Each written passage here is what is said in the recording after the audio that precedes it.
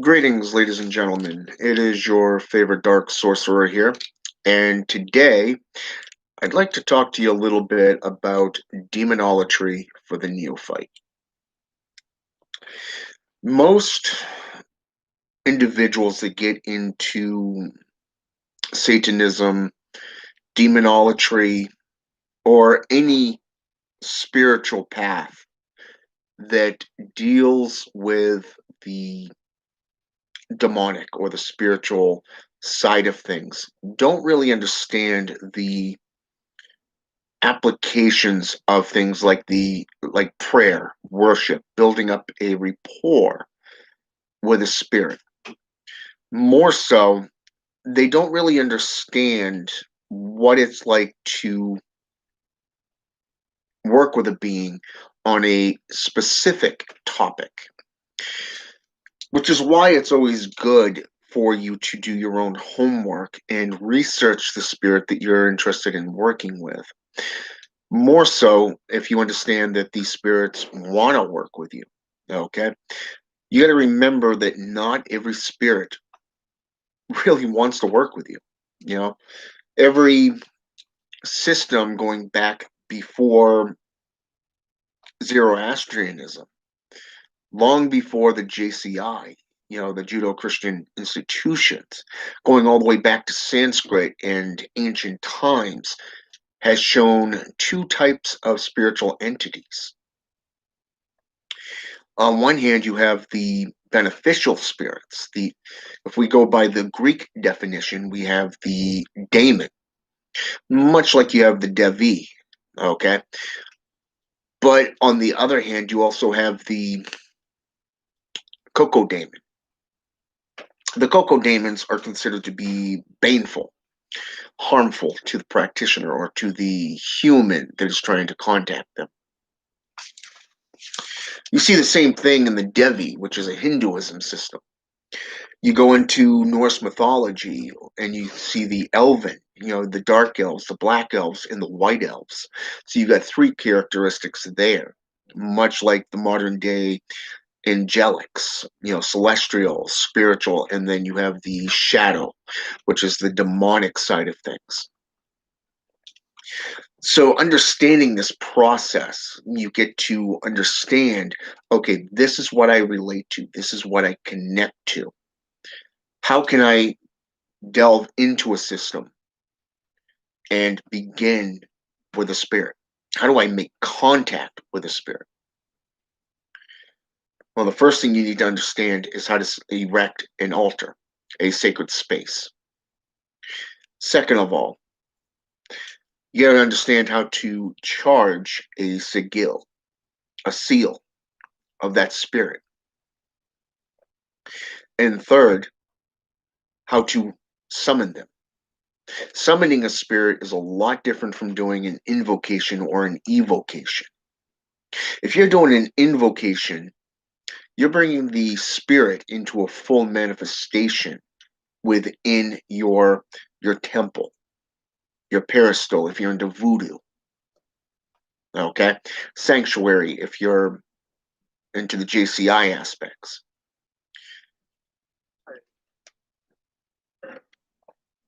Then you have the evocations. The evocations is where you invite a spirit into yourself, and that's if you got the balls to do that. Most practitioners really don't have the cojones to do that type of stuff, which is why you see so very few invite spirits into themselves. They're more interested in controlling than to work 50-50 with them to forge that relationship. Now, summoning a spirit, like I said, is a lot different because here, when you summon a spirit, you literally are summoning them for a purpose. Okay, a purpose, like say a lust ritual or a compassion ritual, a destruction ritual. Okay, and there's a lot of things that befall just those three characteristics of rituals. Okay, so you really have to understand what your goal is, what your dream and desire is. Okay, before you can work with a specific spirit, because you have to understand what that spirit can do for you. All right. For an example, let's look at the biggest thing out there right now that everybody seems to be jumping all over. Let's go with the 9 kings of the Goetia. E.A. Quetting just wrapped up his infernal path workings with them. The 9 kings, and then you got the 9 gatekeepers. So, and then you got some traditional Satanists that are working with these spirits as well. So, why don't we just delve into that? Okay. First up, Baal. Okay, or Baal, depending on the spelling and the region of the world that he's spoken in. Because you got to remember, he's been spoken of within the Semitic, the Middle Eastern dialects. Okay, from Lebanon to modern day Lebanon, to Babylonian, Sumerian, Akkadian, all the way down into the Turks. Okay, so I mean, you got a wide range of where this one spirit is spoken of. In one hand, his name is much in the same way as a title. Baal, when you get into Hebrew, is translated into Lord. Okay, meaning Lord. So if you're into the JCI system and you're worshiping, say, Jesus Christ, guess what? Matthew's chapter 1, going into verse 21, his name shall be Emmanuel, which means God with us. Okay, and a lot of Christians get that wrong, because when you get drop down just a couple of scriptures, just a couple of paragraphs, in verse 24, okay, you're going to see where it means his name is Jesus, but his name literally is referenced as son of. Okay, so a lot of people don't pay much attention to the terminology and the definitions of spellings. Okay, so when we get into Baal, his name means Lord. Okay, he is the son of the ancient Canaanite god. Okay, known as Dagon. Now, Dagon is not a Canaanite god per se. When we get into Dagon, she goes all the way back to the pre-Canaanite civilization, which is known as Chaldean. Okay, Chaldeans evolved into Canaanite when monotheistic systems took over. Okay, now Baal, the son of, became the Lord. Okay, in that region of the world. And he is a great king. He is seen as a king ruling the East. And it is said that he imparts invisibility upon the bestower, okay, and a lot of wisdom. Paimon is the most submissive to Lucifer, a Roman deity, okay. Paimon is seen as a great king, okay, very obedient, like I said, submissive, obedient. He is the teacher of all arts and sciences. He gives confirmed dignitaries, okay, much in the same way as Belial with senatorships, and we'll get to that in just a moment. But what's interesting here is that Paimon is able to make all men subject unto the sorcerer, the magician. Very few of these kings are able to do something like that. Okay, Boleth is seen as a mighty king, bestows love between both men and women. Ironically, he doesn't have much more going for him in that department, outside of being a mighty king, a great ruler, has a lot of subordinates, stuff like that. But outside of that, that's pretty much all that the grimoires speak to him about. Okay, outside of his depiction and his how he approaches you. Persian, a dragon. Okay, Persian is much in the same way as Leviathan, Tiamat, and Behemoth. Okay, but here we see, like Paimon, he's viewed as a great king. Okay, who conceals and discovers the treasures of the earth, especially if they fall underneath his master's um, kingdom. Okay, and he also, like most of these kings, seem to do a lot of divination. Okay, I'm talking viewing the past, present, and future type stuff. Okay, but he also gives true answers to both human and divine. Okay, and he gives excellent familiars just like Belial. So that's pretty cool. Okay, now Asmodeus, on the other hand, he's been referenced in a lot of grimoires. He's mostly Middle Eastern. I'm talking the Jewish Haggadah, the Talmud, the Book of Tobit. Okay, and he's known as the demon of wrath and desire.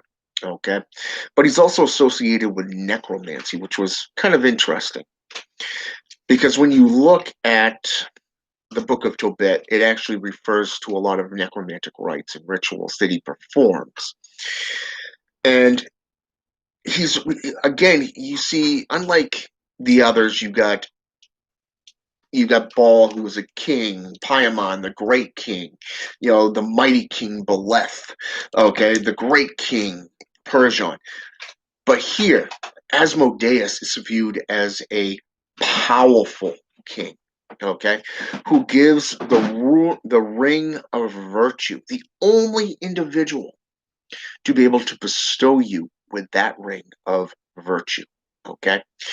The only one who can teach you how to make it, to create it, and to wear it. He teaches arithmetic, geometry, and all the handicrafts. Now, what does handicrafts mean? We're talking how to create altar stuff. We're talking effigies. We're talking herbs and alchemy and all that fun stuff. Okay, so he does teach all this stuff, and he makes men invisible. Invisible. He makes men invisible, and answers all questions and reveals treasure. Okay, so that's pretty cool too. Again, we're seeing commonalities here between these kings, but also some differences. Viney. Viney is just like Persian is viewed as a great king. He is viewed as a great king. But unlike most of these individuals, Viney is both a king and an earl. Okay, so he basically holds two different courts. Two different courts. On one hand, he's a great king. On the other, he's an earl. Okay, and he reveals or discovers things hidden in the earth. Okay, he reveals your enemies. Okay, for an example, most of the grimoires, like say Arthur Edward White's Ceremonial Magic or a Black Magic book, you go into the Goetia, okay, of say Dr. Rudd, or let's go with Solomon, the clavicle of Solomon, the lesser keys, okay. You go into some of these other texts like let's go with the Grand Grimoire, Red Dragon, or let's go with Grimorium Vernum, okay. You're going to see spells or techniques to reveal an enemy or to reveal truth. Okay. But Viney, he has a tendency to reveal witches around you. Okay, basically showing you who is what. Okay, one of the big things that is out there is talismans and amulets. Now, the amulet or the rings that you wear tell other witches in other covens that you are a practitioner. Okay, more so, they identify you to a specific coven or type of sorcery. Okay, now Viney has that tendency to reveal this truth to you. Okay, without you even asking. All right. Now, what's ironic about this as well is that he can also reveal past, present, and future stuff as well. He can build towers, tear down walls, and he can make waters choppy, kind of stormy is the definition that was most used within the Grimwork systems. And it's pretty cool because when we get into this, a lot of practitioners, even spiritual, have a tendency to be associated with storms. I mean, look at Set in Egyptian mythology, just for an example, or Poseidon in Greek. Now, Poseidon is known as the god of the oceans, okay, god of the seas. He's the all powerful trident holding nemesis of both Odysseus in Homer's Odyssey, or that of say Hercules in more modern day mythology. Okay. Now, Set, on the other hand, he is revered. He's most feared and he's respected. And he's known as the god of storms. Just as an example, so to see Viney being associated with storms and showing you that he can make waters stormy. Okay, basically he can dredge up water tornadoes, or say for an example, what do they call those tsunamis? Okay, make them so they can capsize boats and ships and stuff like that. Okay, so that's basically what that means. It's basically meaning that he can make it choppy, he can make it cloudy, he can make it stormy. All right. Balaam has a couple of different spellings as well. Balaam and Balam.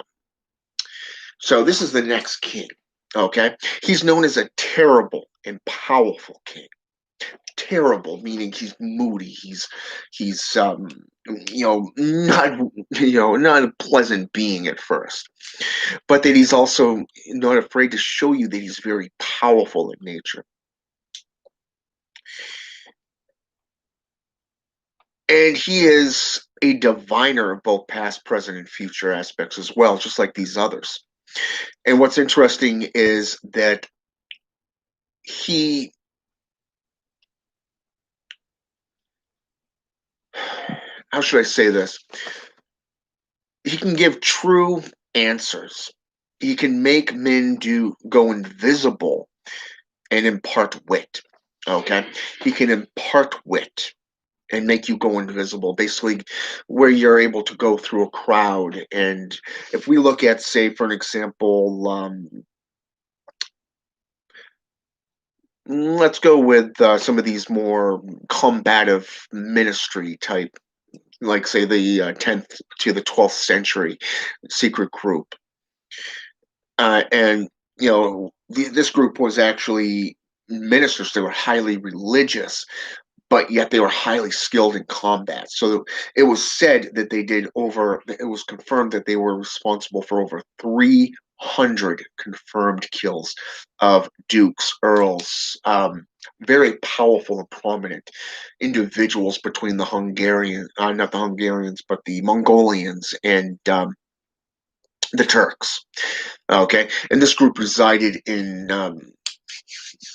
Iran, which was kind of cool. So the southeastern, version of Quran.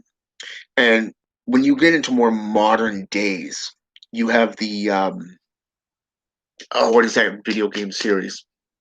Assassin's Creed. Okay, I'm pretty sure that group was actually that video game series was actually revered off this 11th century group because they were highly, religious and were able to do a lot of amazing feats. So, and to give you such wit, knowledge and gnosis, to be able to peer into things like any given situation. That's where the wit comes in. And Balaam is able to do that. And Balaam is also associated with the tempter or corrupter of women as well, depending on the spelling. Because you got to remember that depending on the spelling and the most importantly the region that in the time frame it was spoken of within that spelling has different meanings.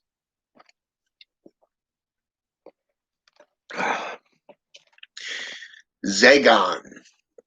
Zagon is considered to be a great king, and he can make men witty. He can turn water into wine and blood into oil and oil back into water. Okay, this is your basic alchemy teacher. Okay, he's a teacher of alchemy and science. Okay, and what's interesting about him is that he can turn any metal into coin of the realm. Basically, he can turn any metals that you find into, like, say, gold or silver. You can, copper even. Today we have pennies, nickels, dimes, quarters, even that coin that what is it, the dollar in the coin formulation. Those are pretty cool. I've only seen a few handful of those from time to time where I work. So so it's kind of cool to see how he's able to do this stuff with metal. So he can actually teach you how to do it through alchemical processes. And he can he can make fools very wise. So in the old days you have gestures. The gestures were considered to be the clowns of the kingdom. They made people laugh. People picked on them and threw stuff at them. So being a jester was kind of like an honorary statue within the courts of the kingdom.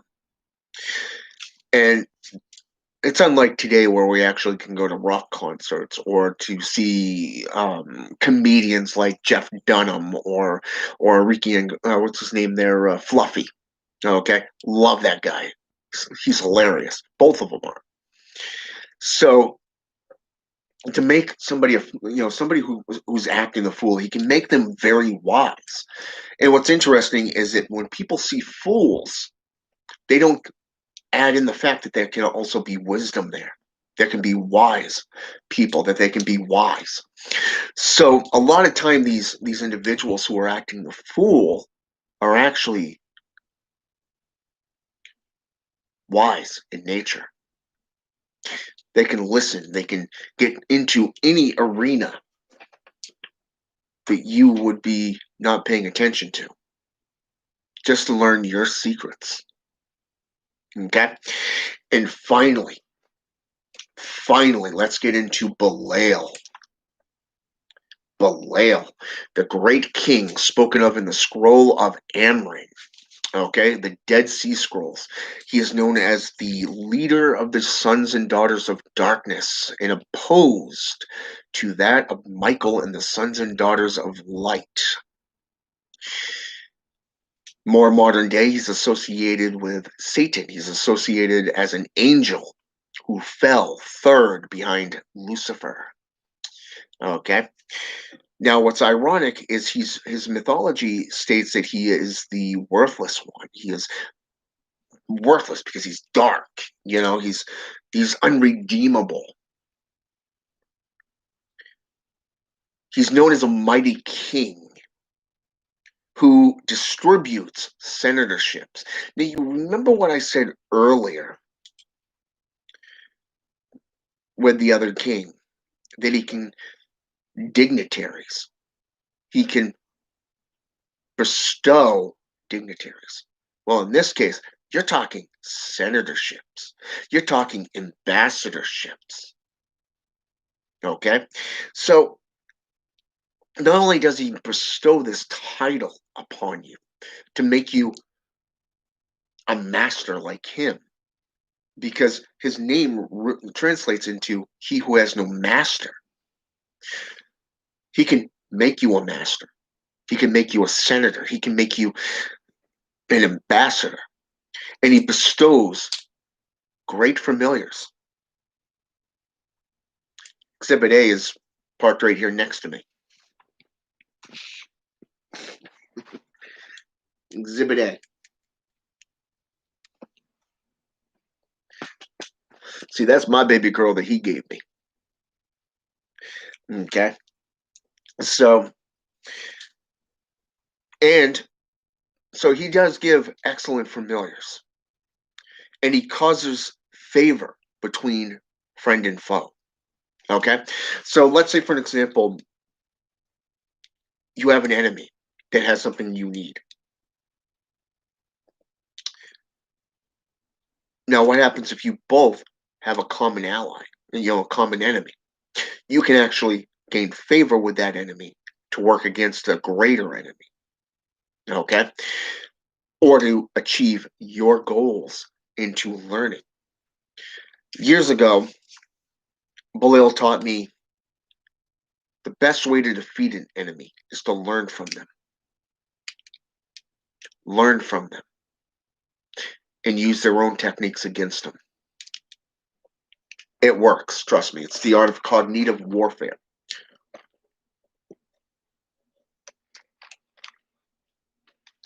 So right there, ladies and gentlemen, right there, you have the 9 kings of the Goetia. But you got to remember, even though EA Coeding says that they're the most heavy hitting group out there, you got to remember that EA Coeding doesn't really stay that there's other bodily groups. You get into these ancient groups like the Munich manuscript, or you get into the Angelus, the Book of Angelus. Okay, you get into, say, for an example, the Grimoire of Armadale. Okay, you're going to see the 36 deacons of destruction. You're going to see the 7 crown princes of sin. You're going to see crown princes of the air. Okay, so there's a lot of different groups out there. Through my study and practice of demonolatry, I can tell you that there's a lot of different kings. You have kings, and then you have infernal kings. You have knights, and then you have the inner court. Okay, type things. Beings that are responsible for the inner kingdom. Okay, so there's a lot of different types of titles and duties within the underworld. Okay, within what is known as hell today, or the hells if you get into Asian Buddhism. Okay, so remember this. There are other groups out there for powerful beings that can benefit you. All right, not just these ancient gods such as Mephistopheles or Pazuzu. Okay, you can get into Chernobog or Belobog in Greek mythology, and Slavic mythology. Okay, you can get into Kinkashi, the immortal. Okay, which is somebody who elevated themselves into becoming a god, a living god, and nobody knew how to kill him. Okay, and he was a necromancer. So keep that in mind. There are different types of groups out there. You've got priests, hoods. You've got a lot of different things. And a lot of neophytes, when you get into demonolatry or you get into Satanism, you don't know this stuff. So you come in with this haughtiness and you come in with this attitude of, well, I can do this. Oh, crap. No, I can't. Now I'm frustrated. What do I do? Well, that's when you humble yourself and stop following the herd conformity and do your own research. Learn from the material. Forge a relationship. Back in the 11th century, there was a prayer put forth by the Vatican, and it was known as the Rite of Angelus. Okay, that's Angelus. Okay, it's also my practitioner name. Okay, but here's the thing: when you get into worshiping spirits, such as the 9 kings of the Goetia or the 72 goetic demons, which ironically is closely resembling a much older group known as the 72 jinn, okay, in the ancient Arabic traditions. You're going to be worshiping them. You're going to be praying to them. You're going to be giving them offerings, sacrifices. And you're probably going to be forging a relationship with these spirits. Not a lot of these fools on social media today that they think it's all about sex with an incubus or some form of demon. You know, a lot of us older practitioners, we just laugh at these jokesters because that's all they are. They're amateurs. They're people that don't know shit about what they're doing. You gotta know what you're doing with these. You gotta know how to erect an altar. You gotta know who you're calling forth and for what purpose. And you can't just sit there and call them in times of need. No, that's okay too. But if you're really wanting to work with a spirit, such as a demon or one of the fallen angels, you got to know their history and you got to forge that relationship with them. All right. So really delve into the mythology. Take it as far back. Don't just stick to one region of the world. No, go into all of them. Okay. Type in commonalities between them. Like say the Dark Lords through the world's mythologies, and I guarantee you, you're going to see things like Chernobog, the Black God in Slavic, Zoroastrianism, Orion. A lot of times you're going to come up with Satan, the witch father from, the father of witches and warlocks, from the grimoire of Armadale, even the Magus, Volume 1, the Intelligencer. Okay. You're going to see a lot of these commonalities. So, I mean, a lot of times when you get into what Satan's image is, you're going to see Pan in Greek mythology or Set in Egyptian, Hermes in Greek, okay, Loki in Norse mythology, okay. Or if you want to go female, you can always go with Hel, Helios in Norse mythology. So it comes up to you and comes down to you as the individual practitioner. Do you want to be serious about your practices and actually learn so you know what you're talking about and you know what you're practicing? Or do you want to be like the rest of the world and just simply be a part of something? That is up to you, ladies and gentlemen. That is truly up to you. We can show you the door, but we're not going to do the work for you. All right? So, with that said, have a good night, or a good day, rather. And until next time, I'm out.